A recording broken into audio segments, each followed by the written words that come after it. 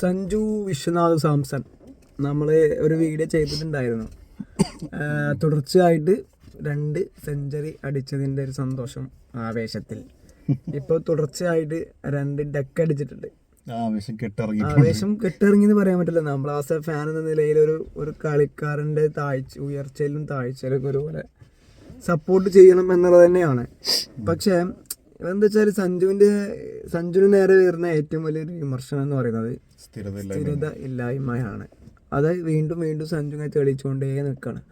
2 duck തുടർച്ചയായിട്ട് 2 duck വരാണ്. ഇപ്പം 2020 ഇന്ത്യക്ക് വേണ്ടി ഏറ്റവും കൂടുതൽ ഡക്ക് അടിച്ച 4-5 പേരിൽ ഓൾറെഡി സഞ്ജുവിൻ്റെ സ്ഥാനമുണ്ട്. അതായത് വളരെ ചുരുക്കം ചില കളികൾ 30-35 2020 കളിച്ചപ്പോഴേക്കും ആ റെക്കോർഡിലേക്ക് സഞ്ജു എത്തിയിട്ടുണ്ട്.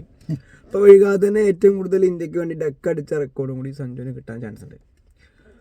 അപ്പം സൗത്ത് ആഫ്രിക്കയുടെ ഇനിയും കളി ബാക്കിയുണ്ട്. ഇനി എന്താ ഇങ്ങനെ ആവുന്നുള്ളതൊന്നും പറയാൻ പറ്റില്ല. വളരെ അൺപ്രഡിക്റ്റബിൾ ആണ് സത്യം പറഞ്ഞാൽ.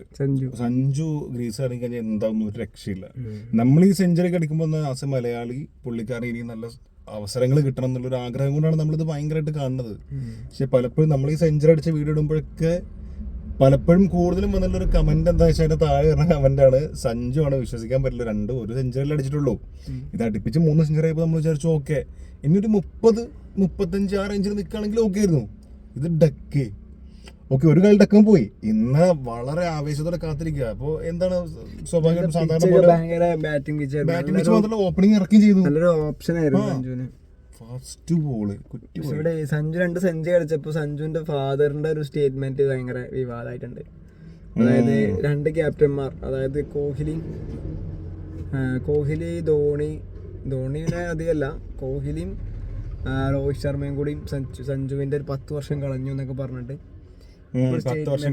അപ്പം സഞ്ജു മര്യാദക്ക് കളിച്ചു വരായിരുന്നു. അതിനിടയിൽ ഇയാളെ സ്റ്റേറ്റ്മെന്റ് വന്നപ്പോൾ തുടർച്ചയായി 2 ഡക്ക് വന്നെന്നുള്ളതൊക്കെ കർമ്മ എന്നൊക്കെ പറഞ്ഞാണ് കുറെ കമന്റുകളൊക്കെ വരുന്നുണ്ട്. ഉണ്ടോ ഇല്ലെന്നുള്ളതല്ല, പക്ഷെ അത് വന്ന് നന്നായുള്ള രീതിയിൽ ഭയങ്കര ട്രോൾ ഉണ്ട് ഇപ്പോൾ.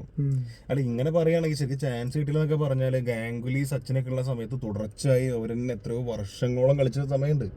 ഭയങ്കര സ്ട്രോങ് ടീം, അന്ന് നല്ല പ്ലേയേഴ്സ് എത്രയോ ആൾക്കാരുണ്ട്. അപ്പോൾ ഓരൊക്കെ എന്തൊക്കെ പറയണം, അങ്ങനെയൊക്കെയാണ് ചോദ്യം വരുന്നത്. ഇത് സഞ്ജുവിന് ചാൻസ് കൊടുക്കുന്നുണ്ടോ ഇല്ലെന്ന് ചോദിച്ചാൽ ഋഷഭ് പന്തിനെ വെച്ച് കമ്പയർ ചെയ്യുമ്പോൾ ഇപ്പൊ ടെക്സ്റ്റിലെ കാര്യമല്ല, ഇപ്പൊ ചാൻസ് ഇനിയിപ്പോ 2020 തുടർച്ചയായിട്ട് 2-3 പരമ്പരകൾ തുടർച്ചയായിട്ട് കളിക്കാൻ അവസരം കിട്ടി, കളിക്കുന്നുണ്ട്. അതല്ല ഇപ്പൊ ഈ 2 സെഞ്ചുറി കൊണ്ട് സഞ്ജു മോശമെന്ന് പറയാൻ പറ്റില്ല. കാരണം 2 സെഞ്ചുറിയുടെ പവർ നല്ല ചില്ലറൊന്നുമല്ല. 2020 2 സെഞ്ചുറി അടിക്കുന്നില്ല. സെഞ്ചുറി അടിച്ചു കഴിഞ്ഞാൽ അത് റെക്കോർഡാണ്. 3 സെഞ്ചുറി അടിക്കുന്ന ആദ്യത്തെ ഇന്ത്യക്കാരനാവും. പക്ഷെ വേറൊരു റെക്കോർഡ് ഒക്കെ ശരിയാണ്. പക്ഷെ ഇപ്പോ ടീമിൽ നിൽക്കേണ്ടതുണ്ടെന്നുള്ള ഉത്തരവാദിത്വം കൂടി ഉണ്ട്. അത് സ്വന്തം ഇത് നോക്കണ്ടേ. നല്ലൊരു ചാൻസ് ആണ്, ആ ചാൻസ് ഉപയോഗപ്പെടുത്താൻ പോലും പറ്റുന്നില്ല എന്ന് പറഞ്ഞാൽ ഇന്ത്യക്ക് വേണ്ടി കളിക്കുന്ന സമയത്ത് റിസ്ക് എടുക്കാൻ പറ്റൂല. കാരണം ഓരോ കളിക്കും അതിന്റെ ഇമ്പോർട്ടൻസ് അങ്ങനെ ഉറപ്പിച്ചുകൊണ്ട് ഈ കളി ഇവൻ ജയിപ്പിക്കണം എന്നുള്ളൊരു ഉത്തരവാദിത്വം ഏൽപ്പിച്ച് എങ്ങനെ സഞ്ജുവിനെ ഇറക്കും, എങ്ങനെ വിശ്വസിച്ച് ഇറക്കും, നല്ല റോളിൽ കൊടുക്കും.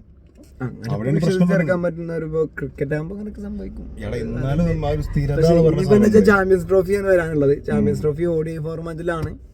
ചാൻസ് കിട്ടുമോ എന്നുള്ളത് അറിയില്ല. രോഹിത് ശർമ്മയും കോഹ്ലിയൊക്കെ ഉണ്ട്. അവരുടെ ഒരു പക്ഷെ അവസാനത്തെ ICC ടൂർണമെന്റ് ആവാം, അവർക്ക് ചാൻസ് ഉണ്ടാവും. അപ്പം സഞ്ജുവിന് അവിടെ സ്പേസ് ഉണ്ടോ, ഋഷഭ് പന്താണോ വിക്കറ്റ് കീപ്പർ എന്നുള്ളതൊന്നും അറിയില്ല. അപ്പോൾ ഈ 2020 ഇനി അവസരം കിട്ടുന്ന സമയം കൂടുതൽ യൂട്ടിലൈസ് ചെയ്തെങ്കിൽ മാത്രമേ ODIയിലേക്ക് കൂടി സഞ്ജുവിന് അവസരം കിട്ടുള്ളൂ. അപ്പോഴും ഈ പറയുന്ന പോലെ ഒരു നോർത്ത് ഇന്ത്യൻ ലോബി എന്നൊന്നും പറഞ്ഞു തന്നിട്ട് കാര്യമില്ല. കിട്ടുന്ന അവസരം മുതലാക്കിയാൽ മാത്രമേ ചാൻസ് കിട്ടുള്ളൂ. അത് പ്രത്യേകിച്ച് ഒരു പരിധി വരെ ഇങ്ങനെ തഴയലുണ്ട് താനും. അങ്ങനത്തെ സാഹചര്യത്തിൽ നല്ല പോലെ എന്തെങ്കിലും ഒന്ന് കിട്ടാൻ വേണ്ടിയിട്ടാണ് ഒഴിവാക്കാൻ വേണ്ടിയിട്ട്. അപ്പൊ അതിന് നമ്മളായിട്ട് സഞ്ജുവായിട്ടൊരു അവസരം ഉണ്ടാക്കി കൊടുക്കേണ്ട ആവശ്യം ഇല്ല. അപ്പൊ 2 സെഞ്ചുറി അടിച്ചു, 2 ഡക്ക് വന്നു. അതിനങ്ങനെ തന്നെ കാണാം. ഇനിയുള്ള മത്സരങ്ങൾ ശ്രദ്ധിച്ച് കളിക്കാം. പക്ഷെ സഞ്ജു എന്താ വെച്ചാല് അൺവാണ്ടഡ് ആയിട്ടുള്ള കുറെ ഷോട്ടുകൾക്ക് ശ്രമിച്ചു കൊണ്ടിങ്ങനെ ഔട്ടാണ്. പക്ഷെ അത് അങ്ങനെ പറയുമ്പോൾ അത് എന്താ അറിയോ, സഞ്ജു ബോൾ നോക്കിയല്ല കളിക്കണത് തന്നെ. ഈ ഓപ്പണിംഗ് ഈ 2020 പ്രത്യേകത എന്താ വെച്ചാൽ ഈ ഓപ്പണിങ്ങിന് ഇറങ്ങുന്ന ആളുകൾക്ക് ഈ 6 ഓവർ പവർ പ്ലേ ഭയങ്കര ക്രൂഷ്യലാണ്. ഈ 6 ഓവറിൽ മാക്സിമം റൺ എത്തുക എന്നുള്ളത് ടീം ടോട്ടലിനെ സംബന്ധിച്ചിടത്തോളം വളരെ ഇമ്പോർട്ടൻ്റ് ആയിട്ടുള്ള കാര്യമാണ്. അപ്പോൾ ആ 6 ഓവറിൽ വിക്കറ്റ് കളയാതെ മാക്സിമം റൺ എടുക്കുക എന്നുള്ളതാണ് ഓപ്പണേഴ്സിന്റെ ഒരു ഉദ്ദേശം. അപ്പോൾ ആ ഒരു ഇന്റൻഷൻ വെച്ചിട്ടാണ് സഞ്ജു കളിക്കുന്നത്. അപ്പോൾ ഈ കഴിഞ്ഞ 2-3 കളിയിലും നമ്മുടെ അഭിഷേക് ശർമ്മ ഫോം ആയിട്ടില്ല, സഞ്ജു ആണ് ഫോം ആയത്. എന്നാലും സഞ്ജു ഫോം ആയിട്ടില്ല, എന്നാലും അഭിഷേക് ശർമ്മ ഫോമായി. അപ്പം ഇതൊക്കെ ഒരു കളിയുടെ ഗെയിമിൻ്റെ ഭാഗമായിട്ട് കണ്ടാൽ മതി എന്നാണ് എനിക്ക് തോന്നുന്നത്. ഇനിയിപ്പോൾ സൗത്ത് ആഫ്രിക്കയിൽ ഇനിയും മത്സരങ്ങൾ വരുന്നുണ്ട്. അപ്പം നോക്കാം എന്താകും. ഇതൊക്കെ ഗെയിമിൻ്റെ ഭാഗമാണെന്ന് തന്നെയാണ് ഞാനും പറയുന്നത്. പക്ഷേ ഇവിടെ സഞ്ജുവിനെ സംബന്ധിച്ചിടത്തോളം ഇൻ പേഴ്സൺ നമ്മളങ്ങനെ എടുക്കുന്ന സമയത്ത് കുറച്ചൊരു സ്ഥിരത കാണിക്കേണ്ട ആവശ്യകത ഉണ്ട്. അപ്പോൾ ഇനി ഈ പേരിൽ പുള്ളി പോരാ സ്ഥിരത ഇല്ലാത്ത കളിക്കാരനാണെന്ന് പറഞ്ഞാൽ കേട്ടിരിക്കാൻ മാത്രമേ പറ്റുള്ളൂ. അപ്പൊ ഈ പറഞ്ഞ പോലെ നോർത്ത് ഇന്ത്യനും ലോബിയും മറ്റു കാര്യങ്ങളൊന്നും ഓപ്ഷൻ ഇല്ല. അത്രേ ഉള്ളൂ പ്രശ്നം.